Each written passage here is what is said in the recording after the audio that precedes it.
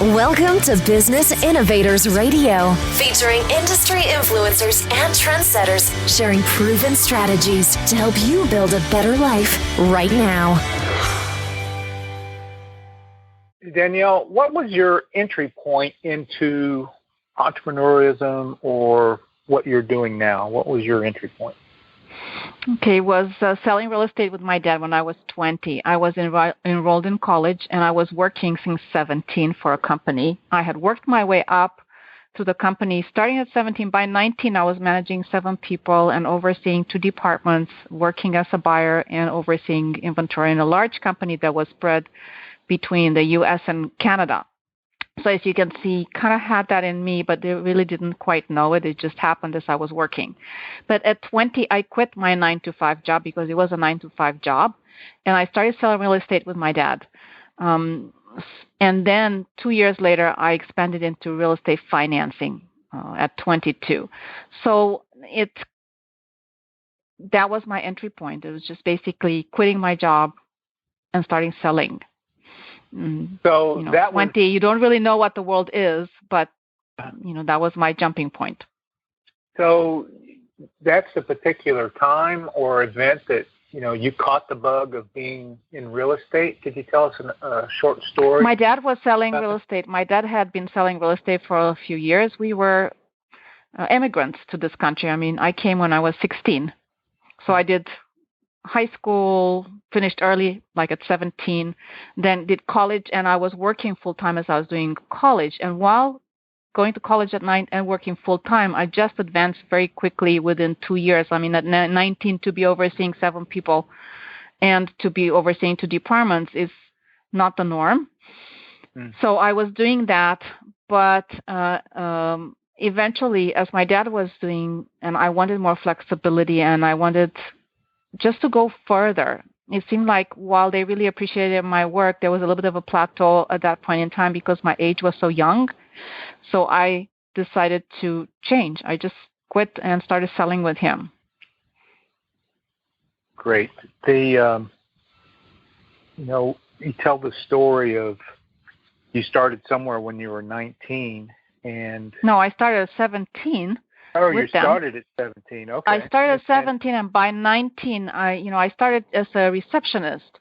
Very soon, I was promoted to like a data entry, and from data entry, it was the time when PC computers, personal computers, were coming into being, and I was working for a record distributor that was like a middleman, buying from the record labels and selling to the stores, and they decided to expand into buy those early software that was being sold in the market. Remember the days of Pac-Man?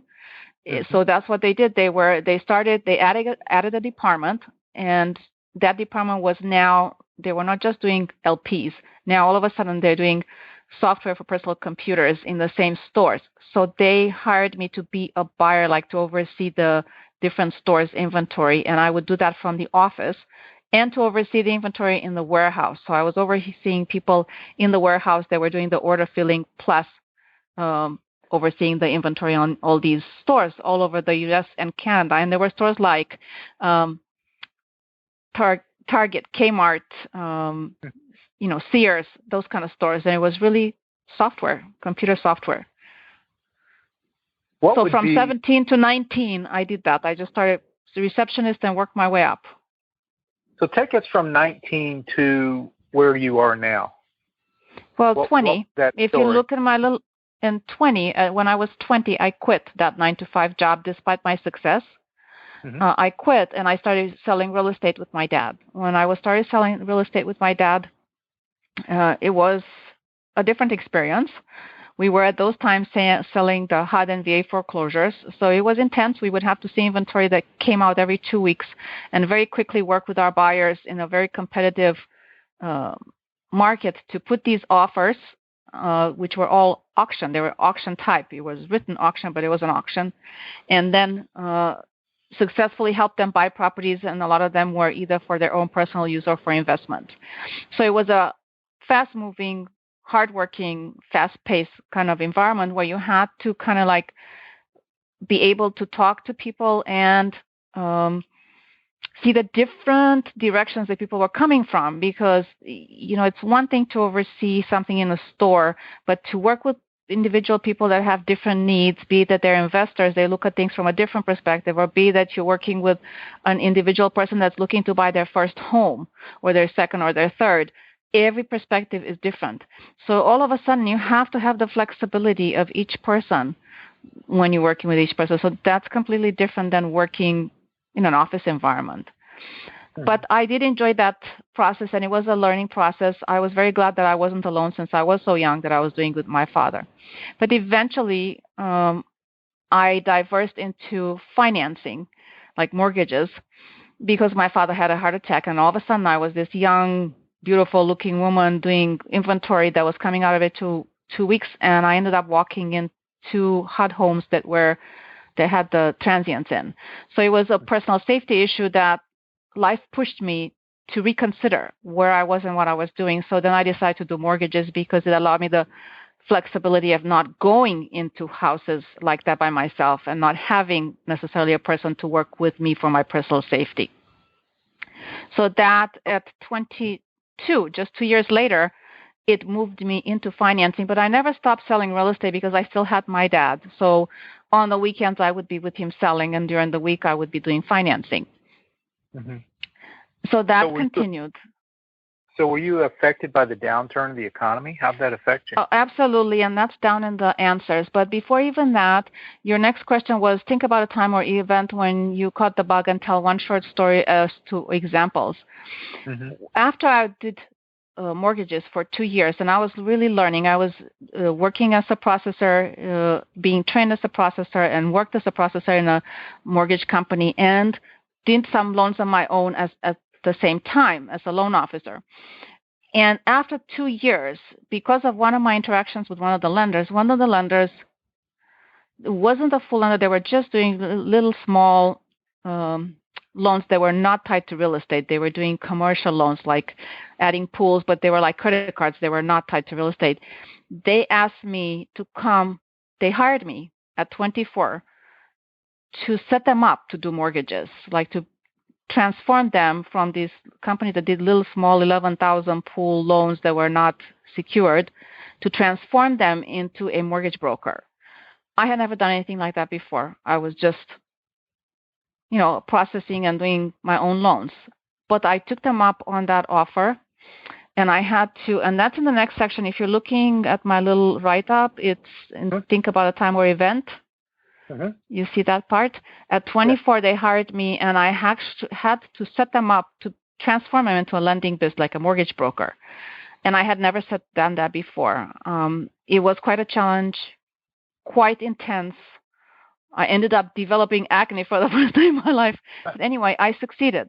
Within 6 months, I set them up, learning everything from how to get approved with the lender. I knew a little bit, but I had never really had to set somebody up from the ground up. So I did that, and then I managed them up for a few good years. I was managing their underwriting department and processing, working with their telemarketing, but they had a different sales manager. But that helped me learn the process and learn the concept of starting a company.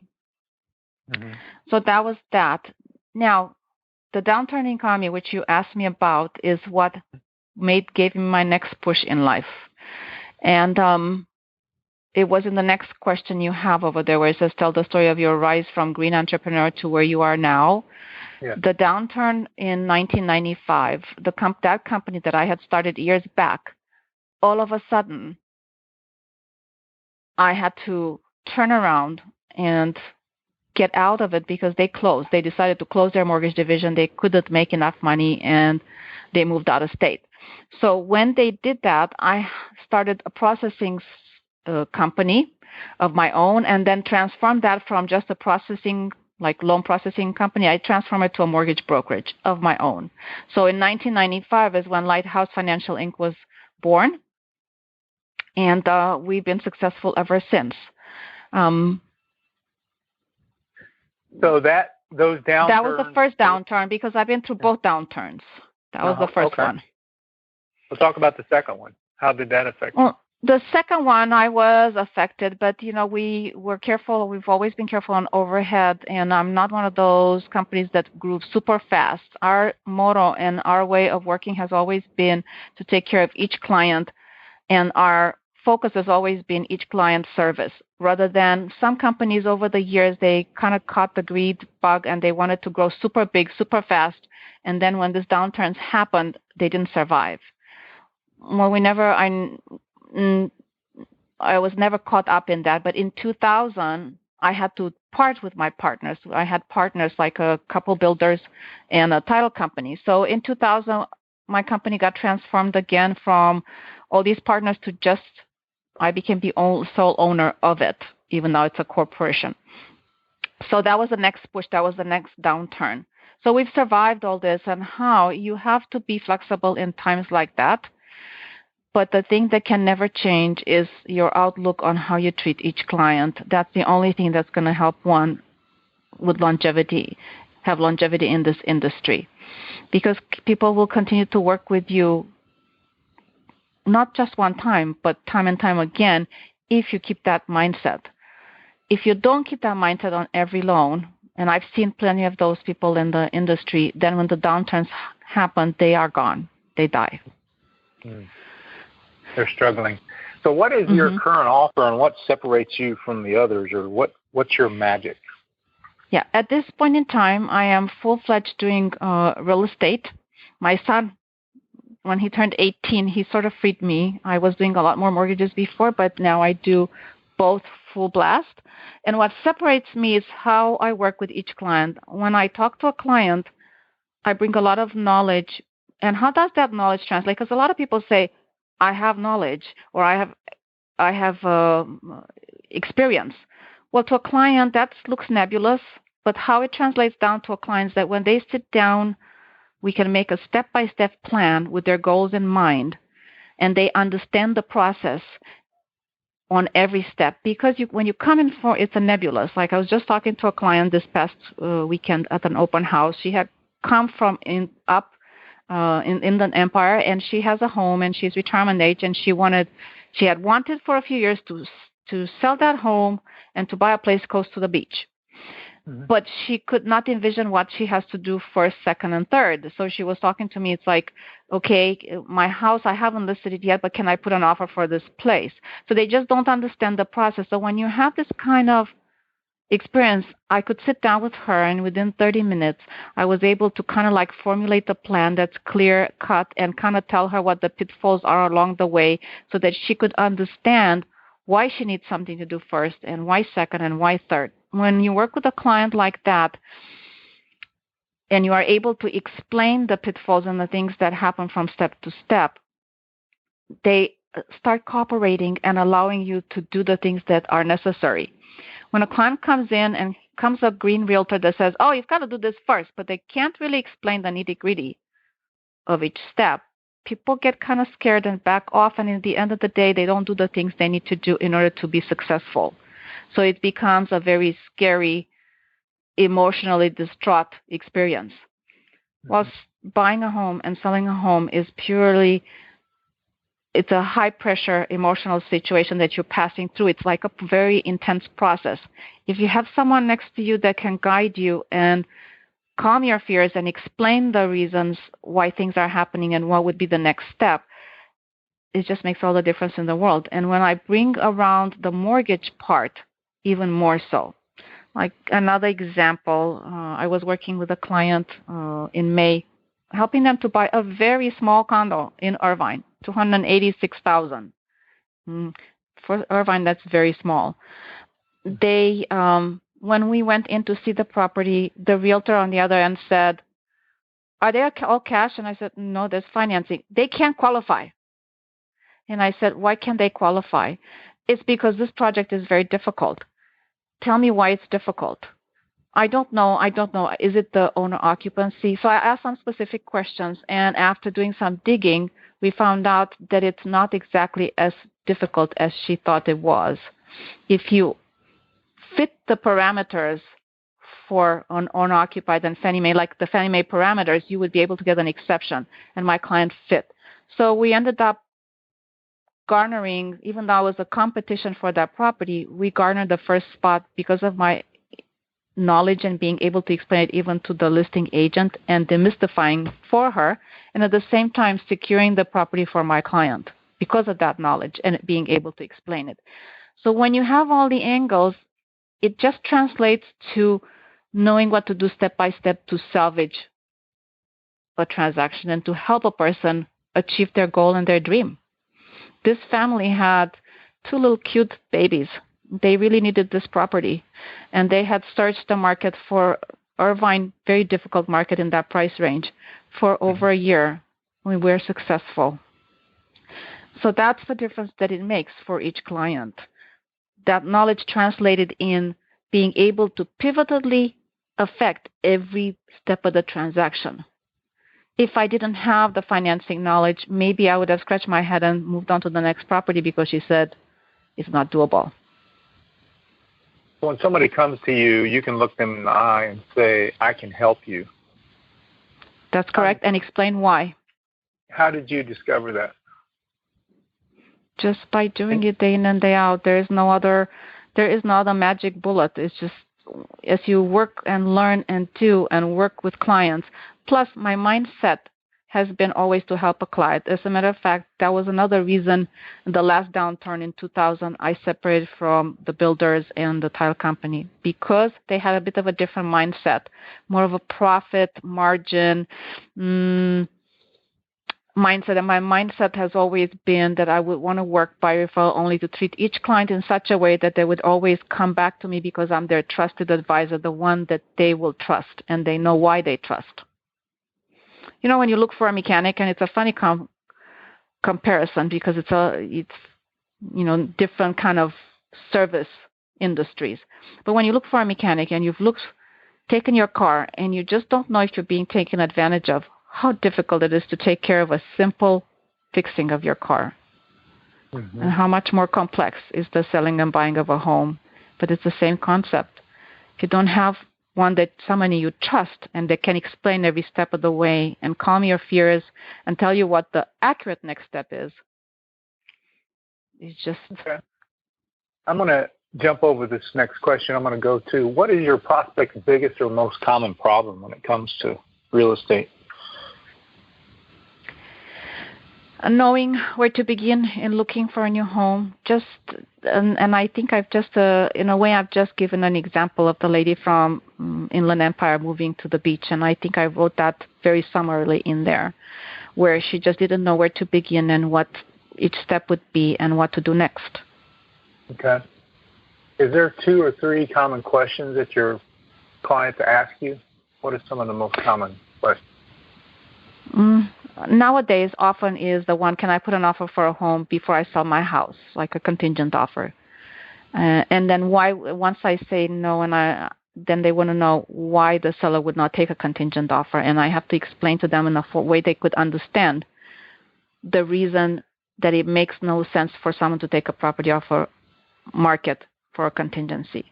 And another one that I get very often, which a lot of people don't know, is why is their credit score different than when they just rented themselves last week? You know, the credit scores are industry weight. The formula that the TransUnion and Experian and Equifax use for each is different by industry. So if a mortgage company runs a credit report, the score that will come out will be weighted for that industry. If an insurance company runs a credit report, there is a different insurance model for the credit scores that are pulled out.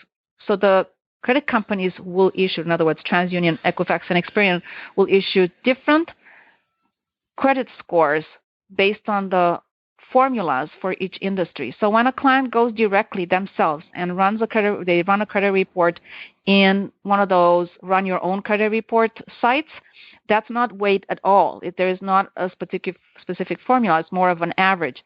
But when you go to your mortgage company and they run for the specific purposes of looking at it for a mortgage financing, it may come out different. Sometimes they're very close and sometimes they're worlds apart, depending on that situation, just ran into a situation just yesterday talking to one of my past mortgage clients who's looking at refinancing. And she's saying to me, I just ran my credit score last month and it was 730. Why is this one only 648? So then I had to explain, and we look at the credit report, and I explained to them, that's one thing that it's very common for people not to know. As a matter of fact, a lot of people in my own industry don't know the fact that credit scores are weighted for different industries. They are not the same across the board. So when a client runs their own credit report, I can't necessarily take that because it may not be the same, and the lenders price everything off of that. So that's a very common thing that people just don't know, as I said, even within my own industry. And then another question. Yeah, that's a biggie. I found out the hard way with a client years and years ago. She was an attorney, and we ran into that situation where she ran her own credit report, and then I literally took a lot of research on my part to find out why the two credit scores were different, because they were just days apart, and there was a significant difference. So that's when I did my research and found out there's different formulas for different industries. Another very common question that I get is, what is the best financing option for me? And on this one, I must tell you that there is no one answer fit all. But there is a little bit of formula. Have you ever done any investing of your own in like mutual funds and things of that nature? Mm-hmm. When you are trying to do mutual funds investment, they usually come up with a questionnaire and they assess your risk. They do like a risk assessment, and they figure out where you are in your risk comfort level. So they'll usually do that for a family, and usually you'll have the husband and the wife, and many times there's a bit of a difference between the husband and the wife. Maybe he might be a little bit more of a gambler, so then he might be willing to invest in things that bring potentially higher return, but also potentially higher losses if the market moves. And the same with, and the wife may be more conservative, so then they will invest differently for each one of them. Or they'll come to a consensus that they covers both of them. They'll do part of the investment at a certain level that's a little more aggressive to satisfy him, and part of the investment at a lower, less aggressive level to satisfy her. It's similar with mortgages. People will ask me, well, what's the best financing for me? So remember that the 5-1 and the 7-1, the adjustables that we've had, they're semi-fixed, actually, fixed for the first few years and then adjustable. In order to determine if one should have one of those loans, I usually have a discussion with my clients where we discuss the following. We discuss their risk aversion, and we also discuss their long-term goals, because if they're planning to stay in a home 5 years or less, and if they are not risk averse, then there may be a loan for them. So basically, I do a little bit of an assessment, and I explain the pros and the cons for each loan, and then they'll tell me which they're comfortable with. Oh, I see. So a lot of people will go out there and do it themselves. What are some things that they might try? Well, one of them is this one about the loans, usually trying to shop online with different lenders. And that has a lot of pitfalls because they will not be explained properly, and just really maneuvering around the online quotes, they're just difficult to understand. And the way people are approaching you, they're approaching you in a one-shot, get all, because you're probably not coming back. So that's one thing that I see often, but I rarely lose a client to that. In general, that's the other way around. They will usually come from that street to mine. Then the other one that it is when it comes to real estate, selling by themselves. That's a biggie. A lot of people think that they can buy or sell by themselves, and occasionally they get lucky and they have a good buyer or a good seller. But in general, majority of the clients that start with a for sale by owner will not sell their home as a for sale by owner, but they might be trying it first. Interesting. So what would people rarely try to buy on their own because there is no commission, so that they don't have to pay a commission. So they rarely try to buy on their own, but they will sometimes try to sell for sale by owner. What would working with a professional like yourself greatly improve the chances of them succeeding? they would be avoiding the pitfalls, and they would understand the process and know how to take advantage of the process and the system. What would be something or one thing that you would tell someone to consider to successfully be purchasing a home? Oh, to be successfully purchasing a home.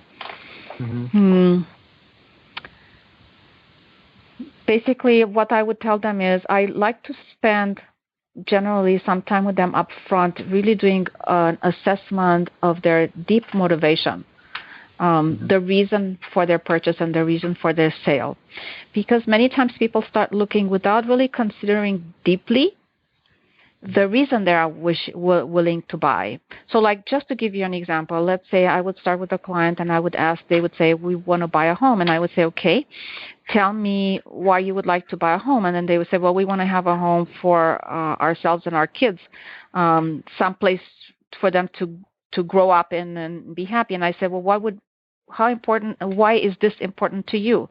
And as you dig deeper and deeper and deeper, you start finding the real reason that they haven't even fully contemplated themselves. It may be, and that's when you get to the meat of things. Like one example, a father that had gone through a divorce, and he was looking to buy a home for a place for him and his daughters to live in when they were with him. As we dug deeper and deeper and deeper and deeper, we found out that at the end of the day, it was to basically, it was fulfillment. It would bring him fulfillment, self-fulfillment, to be able to take care of the needs of his daughters and to give them the security and peace and stability that would bring them happiness. And at the end of the day, when he was successful to bring them happiness and stability and peace, he would feel that he has done his job as a father. So when you start looking at things like that, then all of a sudden, when you're looking at the reasons and locations and prices and things, all of these factor in those motivations. But a lot of times people do not spend the time to really dig deep to find the reason for their purchase or sale. Yes, and that's key. I mean, you have to connect with your clients so you can deliver. It's not only connect with their clients, but really helping them kind of understand every decision they'll make on whether they accept an offer or not. Once you have that perspective, they can make a better decisions because now they understand themselves and their reason to a deeper level. They won't be upset over 1,000 or 2,000 here and there. Even if the other side is being a little assertive, aggressive, they will know intrinsically why they decide what they decide, and it's not for a surface or a feeling. It's because this is their goal and the ultimate deep need that they're trying to solve. And then they will clearly see the path that would take care of that need and not be distracted. Thanks for listening to Business Innovators Radio. To hear all episodes featuring leading industry influencers and trendsetters, visit us online at businessinnovatorsradio.com today.